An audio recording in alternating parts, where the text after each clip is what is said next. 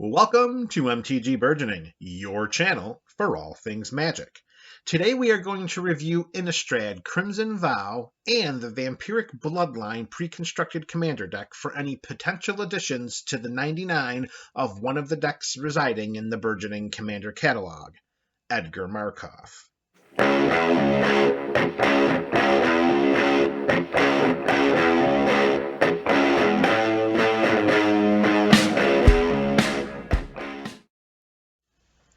In order for a card to be included into a deck in the Burgeoning Commander catalog, one or more of the following criteria must be met. Number 1. Is the card a better version of one already in the 99? The new card should be an improvement over the replaced card in some measurable aspect other than it's new. A new card should replace a card of similar mana value and ability. For the purposes of redundancy, if a new card is added to the deck without replacing a card of similar function, then there must be enough justification to do so due to potentially weakening another area of the deck. We can't add a card just because. Number 2. Does the card strengthen any of the deck's themes? Decks in the BCC operate under carefully laid out themes and schematics. Any introduction of new cards must either maintain these themes or enhance them in some way. It will be difficult to justify including a new card into a build that does nothing to support the pre-existing themes of a deck. Number 3. If a card is not a better version of one already in the 99 and does not strengthen any of the deck's themes, then why is the card being considered? It's not impossible to find a slot for any card in any deck. If a card serves no other purpose than just being new and different to a build, then it is unlikely to enhance thematic synergies or strengthen win conditions in that same deck. These are important factors to recognize. Just because we can add a new card to a deck doesn't mean we should. The challenge will be to protect every build from becoming homogenized due to the frequent influx of new cards entering the format. It is reasonable, from a deck building standpoint, to slightly weaken an area of strength for the purposes of including an outside-the-box card, but it has to make sense to the overall vision of the build. With these caveats in mind, let's talk about the new cards from Crimson Vow and Vampiric Bloodline, the pre-constructed commander deck. You can look in the description for links to this deck list and deck tech of this build. There are 29 new vampire creature cards in Crimson Vow and 7 from the Vampiric Bloodline deck, for a total of 36. However, not all vampires are created equal. Of these 36 new creature options, which are worth considering for inclusion into the 99 of MTG Burgeoning's Edgar Markov deck? Let's find out. We begin with the new vampires from Crimson Vow and an obvious omission. Runo Stromkirk cannot be played in this deck because of its Dimir color identity. This is a Mardu deck, so he is out. Unholy Officiant is a 1/2 with Vigilance for a white mana. We can pay 4 and a white to put a +1/+1 counter on it as well. Although we have a +1/+1 counter theme woven into the deck, investing 5 mana for a +1/+1 counter for one creature is not a favorable return on our investment or even an average mana sink. This is not strong enough to replace any creature in the 99. Pass. Cemetery Gatekeeper is a 2/1 with first strike for 1 and a red. When it enters the battlefield, we exile a card from a graveyard. Whenever a player plays a land or casts a spell, if it shares a card type with the exiled card, then Cemetery Gatekeeper deals 2 damage to that player. This card seems like a judgment call based on metagames and playgroups. Exiling a card from an opponent's graveyard with this creature's ETB trigger can be useful. However, Cemetery Gatekeeper's damage-dealing ability could target us, and I generally avoid playing cards that can hurt me unless the benefit grossly outweighs the risk. This card does not do that, and it does not fit into any of the deck's themes. For me, this is a pass. Alluring Suitor is a 2/3 for 2 and a red. If we attack with exactly 2 creatures, it transforms into Deadly Dancer, a 3/3 with trample that adds 2 red mana to our mana pool after it transforms. We can pay 2 red to give Deadly Dancer and another target creature +1/+0 until end of turn. The one-time gift of 2 red mana and combat restrictions make this vampire difficult to include in the 99. Pass. Dominating Vampire is a 3/3 for 1 and 2 red mana. When it enters the battlefield, we gain control of target creature with mana value less than or equal to the number of vampires we control until end of turn. It also gains haste. This is a definite consideration for me. Yes, we only have the creature for a turn. However, it has haste, and after combat, we can sacrifice it to any of the numerous sacrifice outlets in the deck. For additional shenanigans, consider this ETB trigger upon casting a mass recursion spell like Living Death. Dominating Vampire could replace Gatekeeper of Malakir in this build. Markov Purifier is a 2/3 with lifelink for 1 white and a black. At the beginning of our end step, if we gained life this turn, we may pay 2. If we do, then we draw a card. This creature's stats are reasonable, and its lifelink ability fits the life drain theme present in this build. We should be able to activate Markov Purifier's card drawing ability often. This is a definite consideration for me based on its abilities. Markov Purifier could replace Vampire Nighthawk, Nighthawk Scavenger, Read the Bones, or Painful Truths in this Edgar Markov deck. Welcoming Vampire is a 2/3 with flying for 2 and a white mana. Whenever 1 or more other creatures with power 2 or less enter the battlefield under our control, we draw a card. This ability triggers only once each turn. Aside from the +1/+1 counter theme in the deck, there are 4 other sources of boosting the power and toughness of our creatures: Lord of Lineage, Captivating Vampire, Legion Lieutenant, and Stromkirk Captain. There are numerous vampires with power 2 or less in the 99, not including the vampire creature tokens created by Edgar's Eminence mechanic. Welcoming Vampire is a definite consideration in this deck. She could replace Read the Bones or Painful Truths. Bloodsworn Squire is a 3/3 for 3 and a black mana. We can pay 1 and a black and discard a card to make it indestructible until end of turn and tap it. Then, if there are 4 or more creatures in our graveyard, we transform it into Bloodsworn Knight.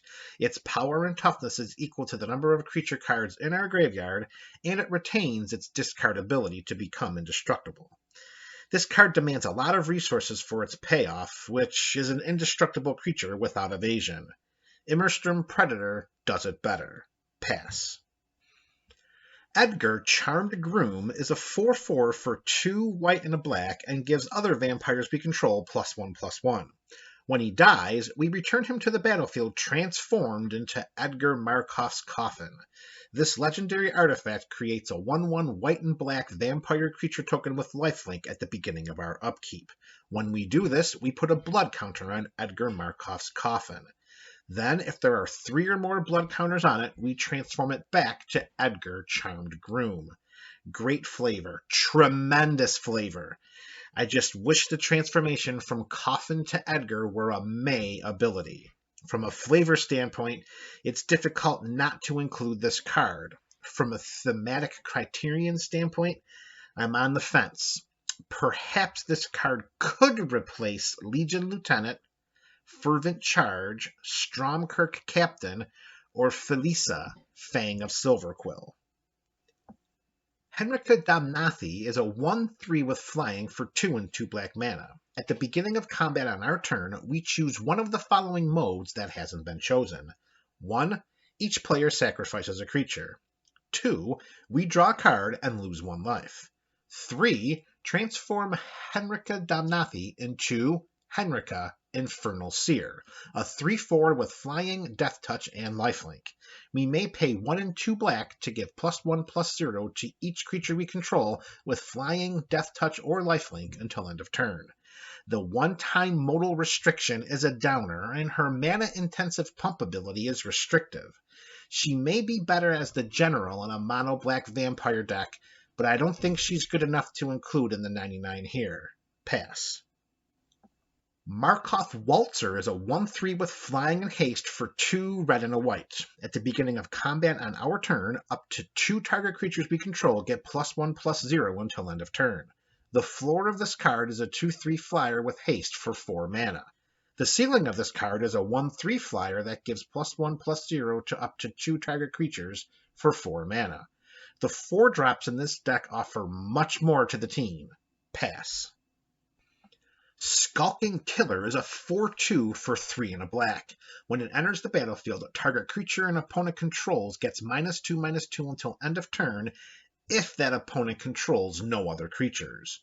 No evasion, no team building skills, no thematic support, too restrictive, not enough return for the mana investment, no chance. How is this an uncommon? Pass. Olivia Crimson Bride is a 3/4 with flying and haste for 4 black and a red. Whenever she attacks, we return target creature card from our graveyard to the battlefield tapped and attacking. It gains, when we don't control a legendary vampire, exile this creature. Including our commander, there are 7 legendary vampires in this build. Due to the presence of these other vampire legends, Olivia's recursive targets should have some staying power if she is targeted by spot removal. Her ability to enhance combat through recursion makes Olivia a definite consideration. Olivia provides a unique feature to this deck, which makes identifying a replaceable card difficult as per our aforementioned guidelines. Any of the previously mentioned replaceable cards seem like options here, but we must take caution to not cumulatively weaken any one portion of the deck. A new artifact token has been introduced in Crimson Vow. Blood tokens are artifacts with pay 1, tap, discard a card, sacrifice this artifact, draw a card. This is a colorless rummaging effect on the surface, but blood tokens can be utilized in different ways. For the purposes of this Edgar Markov deck, we are not overhauling the deck list in order to establish a blood token theme. Combat, +1/+1 counters, and life drain are the overarching themes of our deck. The Vampiric Bloodline pre-constructed commander deck from Crimson Vow utilizes a blood token theme. Does that mean that any of the following blood token-centric vampires from Crimson Dawn are not worthy of inclusion into the 99 of this deck? Well, let's go through the list and find out. Voldaren Epicure is a 1/1 for 1 red mana. When it enters the battlefield, it deals 1 damage to each opponent, and we create a blood token. That's it. This vampire is not an improvement over any other 1-drop in the deck. Pass. Blood Petal Celebrant is a 2/1 for 1 and 1 red mana. It has first strike as long as it's attacking. When it dies, we create a blood token. First strike while attacking on a 2/1 for 1 and a red is decent, and it does leave behind a blood token when it dies. It's just not enough. There are many valuable and powerful vampires with mana values of 2 in the 99, and Blood Petal Celebrant is not going to be one of them. Pass. Blood Tithe Harvester is a 3/2 for black and red. When it enters the battlefield, we create a blood token. We can tap and sacrifice Blood Tithe Harvester to have target creature get -X/-X until end of turn, where X is twice the number of blood tokens we control. This ability can only be activated as a sorcery. Sorcery speed removal that's dependent on blood tokens on an evasionless body that provides no enhancement of any pre-existing themes in the deck. Pass. Restless Bloodseeker is a 1/3 for 1 and a black mana. At the beginning of our end step, if we gained life this turn, we create a blood token. We can sacrifice 2 blood tokens and transform Restless Bloodseeker into Blood-Soaked Reveler, but only at sorcery speed. Blood-Soaked Reveler is a 3/3 that retains its blood token creating ability and has pay 4 and a black mana, each opponent loses 2 life, and we gain 2 life. This card is a late game mana sink, but not a very efficient one. Pass. Voldaren Bloodcaster is a 2/1 with flying for 1 and 1 black mana. Whenever it or another non-token creature we control dies, we create a blood token. Whenever we create a blood token, if we control 5 or more blood tokens, we transform Voldaren Bloodcaster into Bloodbat Summoner, a 3/3 with flying that, at the beginning of combat on our turn, makes up to 1 blood token we control a 2/2 black bat creature token with flying and haste until end of turn, and it's still a blood token. In a dedicated blood token build, this card would be a definite consideration due to its versatility. However, in builds with little to no blood token synergies, like this one, this card just doesn't fit into the 99. Pass. Belligerent Guest is a 3/2 with trample for 2 and a red. Whenever it deals combat damage to a player, we create a blood token. Meh. Trample is good, particularly when additional benefits can be realized. There are a lot of powerful 3-drops in this build, and this card is not as good as any of them. Pass. Blood Hypnotist is a 3/3 for 2 and a red. It can't block, and whenever we sacrifice 1 or more blood tokens, target creature can't block this turn either. This ability triggers only once each turn. No evasion, no team building, too many restrictions. Its only ability is dependent on blood tokens and can only be triggered once per turn. Pass. Falkenrath Forebearer is a 3/1 with flying for 2 and a black.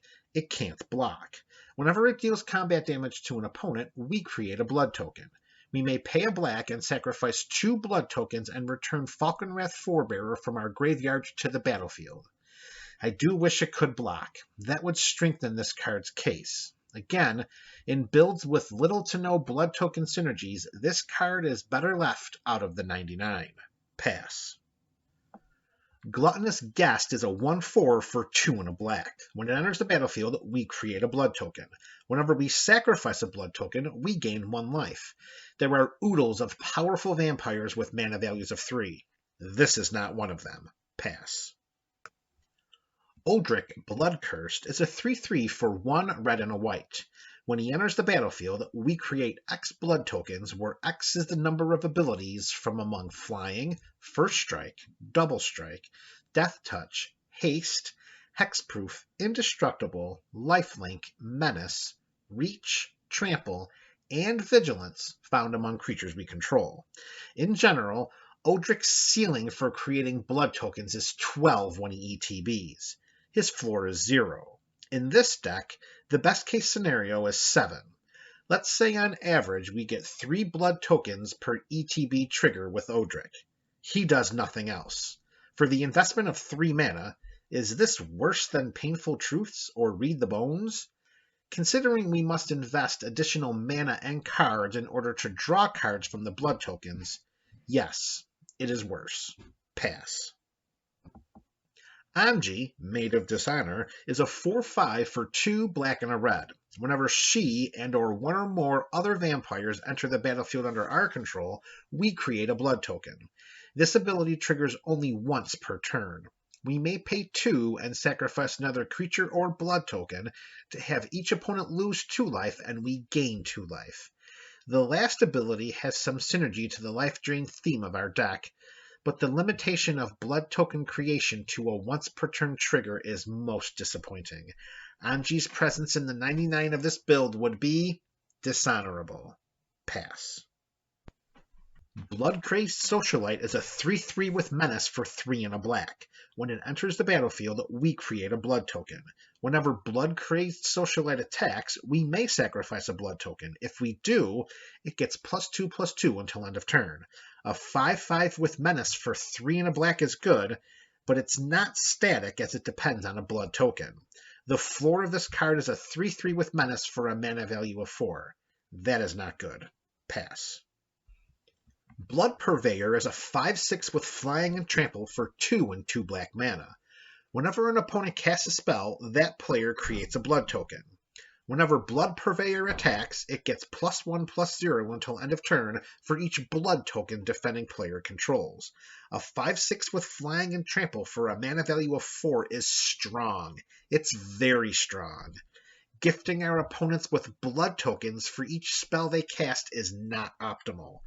In addition to avoiding including cards that hurt me, I generally do not include cards that help opponents unless the benefits far outweigh the risks.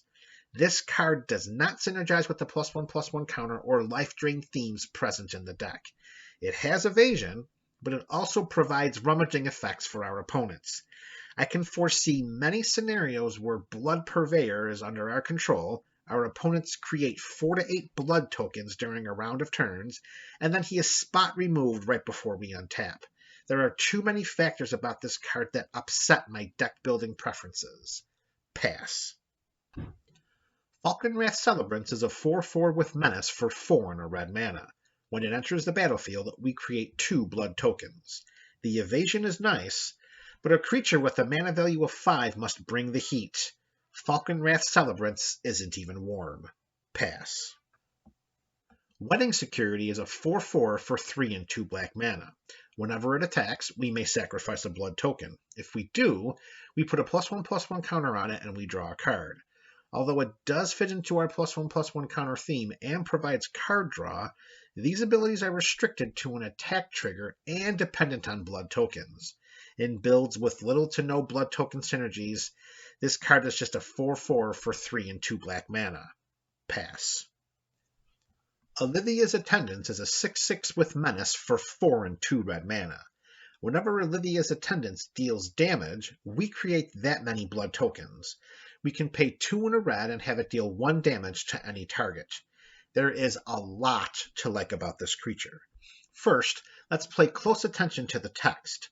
The blood token ability triggers whenever it deals damage. This includes any damage dealt by Olivia's Attendants to creatures or players. Any damage done by Olivia's Attendants will trigger the blood token ability. It also has a built-in pinging effect that can be used to kill chump blockers and results in creating blood tokens. In my opinion, Olivia's Attendants is the most powerful blood token-specific vampire in Crimson Vow. However, it is not strong enough to warrant inclusion in this deck. In order to reconcile investing 6 mana to cast a creature, it must impact the board or interact with opponents in some meaningful way that turn. For examples, let's examine the 6-drops in this deck. Aside from Edgar, who can enter the battlefield, attack right away, and buff every vampire we control, there are 2 other 6-drops. Patron of the Vein enters the battlefield, destroys a creature, and buffs the team. Necropolis Regent provides each vampire with the ability to double their power through +1/+1 counters. Olivia's Attendants does nothing when it's cast or enters the battlefield. They need time, and it's not time I'm willing to give. Pass. We continue with the new vampires from the Crimson Vow pre-constructed commander deck, Vampiric Bloodline. Will there be any potential inclusions into the 99 of our Edgar Markov deck? Let's find out. Midnight Arsonist is a 3/2 for 3 and a red. When it enters the battlefield, we destroy up to X target artifacts without mana abilities, where X is the number of vampires we control. For 1 more colorless mana, we could just overload Vandoblast and destroy each artifact we don't control, without the limitation of how many vampires we control or the restriction of which artifacts can be destroyed. Just saying, pass. Strefin, Maurer Progenitor, is a 3/2 with flying for 2 black and a red. At the beginning of our end step, we create a blood token for each opponent that lost life this turn. Whenever Strefin attacks, we may sacrifice 2 blood tokens. If we do, we may put a vampire card from our hand onto the battlefield tapped and attacking. It gains indestructible until end of turn. In a dedicated blood token deck, this takes the cake. In the Vampiric Bloodline pre-constructed deck from where Strefin hails, he is an amazing leader of this theme. However, in builds with little to no blood token synergies, this card is better left out of the 99. Pass. Crossway Troublemakers is a 5/5 for 5 and a black mana. Attacking vampires we control have Death Touch and Lifelink. Whenever a vampire we control dies, we may pay 2 life. If we do, we draw a card. Paying 2 life for a card is a bit steep, even in black. If I wanted to power up my vampires when they're attacking, then I would look to enchantments like Shared Animosity and Cover of Darkness, instead of Crossway Troublemakers. These other enchantments line up well with Stensia Masquerade, Cathar's Crusade, and Fervent Charge. Crossway Troublemakers does not. Pass. Markov Enforcer is a 6/6 for 4 and 2 red mana. Whenever Markov Enforcer or another vampire enters the battlefield under our control, Markov Enforcer fights up to one target creature an opponent controls. Whenever a creature dealt damage by Markov Enforcer this turn dies, we create a blood token. This vampire is sneaky. It costs 6, but can make an impact when it enters the battlefield. It does not necessarily build up our team, but it does provide an option for thinning out the ranks of our opponent's armies. His repeatable fight ability can shift the battle of combat in our favor, which is the primary win condition for this deck. I am tempted by this vampire's potential. Perhaps this card could replace one of the previously mentioned replaceable cards. Caution must be taken, however, so we do not overly weaken any one portion of the deck in order to include Markov Enforcer. Timothar, Baron of Bats, is a 4/4 for 4 and 2 black. It has Ward, discard a card. Whenever another non-token vampire we control dies, we may pay 1 and exile it. If we do, we create a 1/1 black bat creature token with flying. It gains when this creature deals combat damage to a player, sacrifice it, and return the exiled card to the battlefield tapped. Aside from the amazing flavor present on this card, Timothar provides much welcomed recursion, somewhat similar to Olivia Crimson Bride. Since we are combat-driven, it is reasonable to expect many vampires will fall in battle. Timothar is another option for recurring these fallen vampires, which will enhance our staying power and our ability to win via combat. However, is Timothar better than Olivia secondary to these recursive abilities? No, he's not. Perhaps this card could replace one of the previously mentioned replaceable cards, but not over Olivia. Scion of Opulence is a 3/1 for 2 and a red. Whenever she or another non-token vampire we control dies, we create a treasure token. We can pay a red and sacrifice 2 artifacts in order to exile the top card of our library. We may play that card this turn. This opulent vampire is anything but. No evasion, no team-building skills, she contributes nothing to our themes, and her card exiling ability requires too many resources. Pass. Camber, the Plunderer, is a 3/4 with lifelink for 3 and a black and partners with Loreen the Diversion. Camber has an ability that reads, whenever a creature an opponent controls dies, we gain 1 life and create a blood token. A 3/4 with lifelink lends help to the life drain theme, and its other life-gaining ability is a bonus. Creating incidental blood tokens from whenever our opponent's creatures die on top of the life gain is another benefit. Let's not look past the text on the death trigger either. It says whenever a creature an opponent controls dies. It does not specify non-token creature. Whenever any creature an opponent controls dies. However, it is difficult to review the 4-drop vampires in the 99 of this build and reconcile that Camber is more powerful or a better fit than any of them. Pass. In addition to the new vampires found in Crimson Vow and the Vampiric Bloodline deck, there are also numerous vampire-specific spells to consider. Will any of these spells be worthy of inclusion into our Edgar Markov deck? Let's begin with the Crimson Vow set and find out. Sanguine Statuette is an artifact for 1 and a red. When it enters the battlefield, we create a blood token. Whenever we sacrifice a blood token, we may have Sanguine Statuette become a 3/3 vampire artifact creature token with haste until end of turn. In a non-dedicated blood token deck, it is difficult to justify this artifact's inclusion, particularly when it will predominantly sit on the battlefield gathering dust due to the lack of blood tokens. Pass. Wedding Invitation is an artifact for 2. When it enters the battlefield, we draw a card. We can tap and sacrifice Wedding Invitation and make target creature unblockable this turn. If that creature is a vampire, it gains lifelink until end of turn as well. This card replaces itself and can make one of our vampires unblockable with lifelink until the end of turn.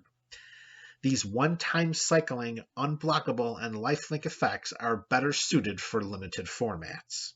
Pass. Gift of Fangs is an aura for 1 black mana.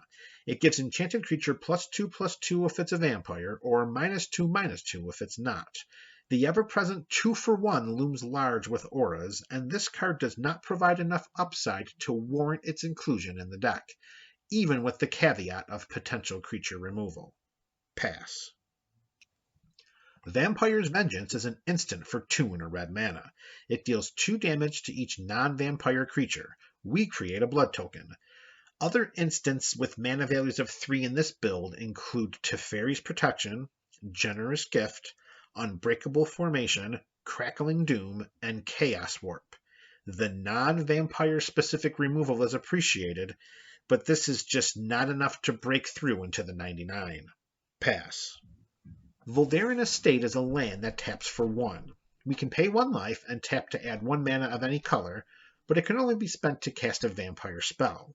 We can pay 5 and tap it to create a blood token as well, and this ability costs 1 less to activate for each vampire we control. This land is a cross between Unclaimed Territory and Mana Confluence, both of which are included in the deck. Voldaren Estate can fix our mana for creature spells, of which more than 1/3 of the deck is comprised. Controlling at least 5 vampires should be an afterthought in each game, so having the option of tapping and creating a blood token for free seems rather valuable. This land is a definite consideration in our deck. Voldaren Estate could replace Battlefield Forge and upgrade the mana base easily. Markov Retribution is a sorcery for 2 and a red. We may choose one or both of the following modes.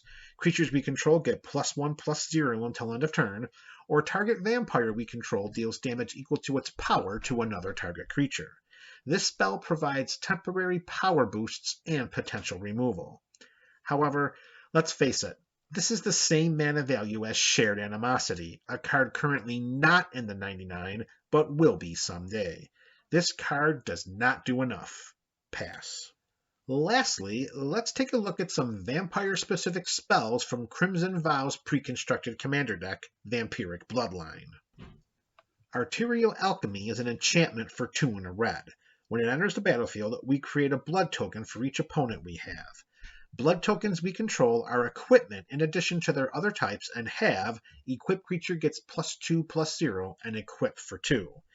This is a creative way to utilize blood tokens. However, for me, I would prefer to spend mana casting creature spells and team-building effects rather than attaching Bone Splitter-like equipment.